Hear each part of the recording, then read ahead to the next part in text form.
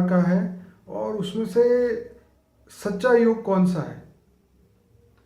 देखो, गीता में अगर देखो तो योग के 18 प्रकार है। कई प्रकार के योग है। हमारे भारत के हिंदू शास्त्रों में देखो तो कई प्रकार के योग बताए।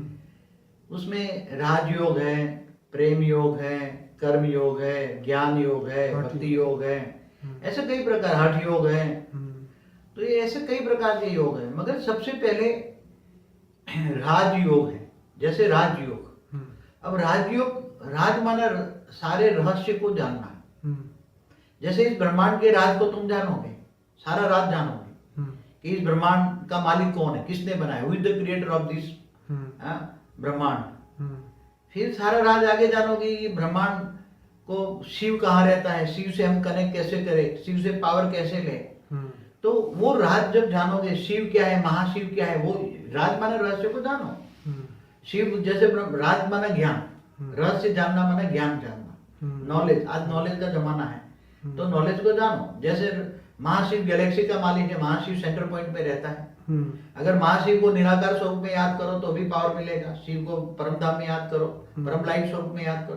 पहले आत्म स्वरूप का ज्ञान हो, आत्म स्वरूप बनकर, पहले देह और देह के सर्व संबंध भूलकर आत्म स्वरूप बनो। तो पहले आत्म स्वरूप का अनुभूति तो आत्मा भ्रुकुटी में रहती है। हमारा जो बड़ा माइंड है उसके सेंटर पॉइंट में रहती है, एक चमकता है, जिसे पिनियल ग्रैंड बोलते हैं, जो वो बड़ा माइंड जो बोलते हैं साइंस वाले, या जो शब्द बोलते हैं। मगर हमारा जो बड़ा माइंड है उसके सेंटर पॉइंट में एकदम अति सूक्ष्म, जो वो बोलते हैं बाल से भी छोटा है, वो दिखाई नहीं देगा, अति सूक्ष्म, वो तुम्हारी आत्मा है। आत्मा माना एनर्जी, माना पावर। आत्मा कई अलग अलग तत्वों से बनी है। हाई क्वालिटी की आत्मा परम तत्वों से बनी है, हाई क्वालिटी से परम आकाश से बनी है, परम प्रकाश से बनी, हाई क्वालिटी है। तो आत्मा हाई क्वालिटी होगी तो वो ज्ञान ढूंढेगी, ज्ञान ढूंढेगी तो शिव तक जाएगी, शिव निराकार को याद करेगी। शिव डिफरेंस, महाशिव, विष्णु, महाशिव, महाविष्णु कौन है।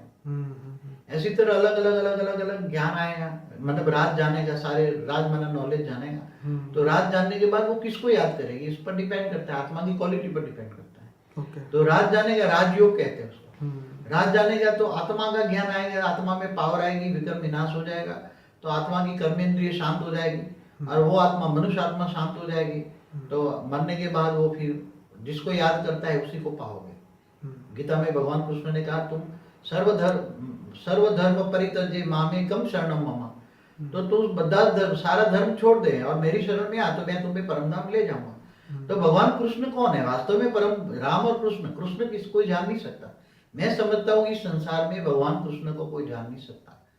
ऐसे भगवान कृष्ण ना विष्णु के अवतार है मेरे हिसाब से, जो मैंने देखा है दिव्य दृष्टि में। भगवान, ये ब्रह्मांड का विष्णु जो है वो छोटी बात है। इस ब्रह्मांड का मालिक शिव है, वो भी छोटी बात है। गैलेक्सी का मालिक भी महाशिव है, वो भी नहीं। यूनिवर्स का मालिक परम महाशिव भी नहीं, ग्रेट यूनिवर्स का मालिक भी नहीं, मल्टीपल यूनिवर्स का भी मालिक नहीं। वो तो ऑलमाइटी ऑथोरिटी के अवतार थे। ऑलमाइटी ऑथोरिटी हमारे ब्रह्मांड में आकर गुप्त काम कर रहा है, और उसी का अवतार था भगवान कृष्ण और भगवान राम। तो आपका मतलब ये है कि जो योग है, जो राज पूरा जानेंगे तब हमारा योग लगेगा उन दिव्य आत्माओं से, और तब जाके हमें जो है वो पावर मिलेगा। तो सही योग की विधि यही है। भगवान कृष्ण ने कर्म योग भी सिखाया है।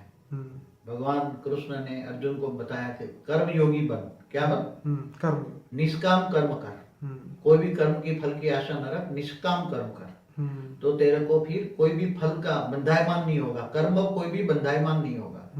अगर कर्म पॉजिटिव या नेगेटिव कर्म बंधायमान नहीं होगा तो परमधाम में मैं तुझे ले जाऊँ। क्या बाबूजी ये बात सही है कि अगर हम कोई कर्म करते और फल की इच्छा नहीं रखे, तो जो फल की इच्छा नहीं रखेंगे तो वो कर्म हमें बांधेगा नहीं? क्या ये सच है?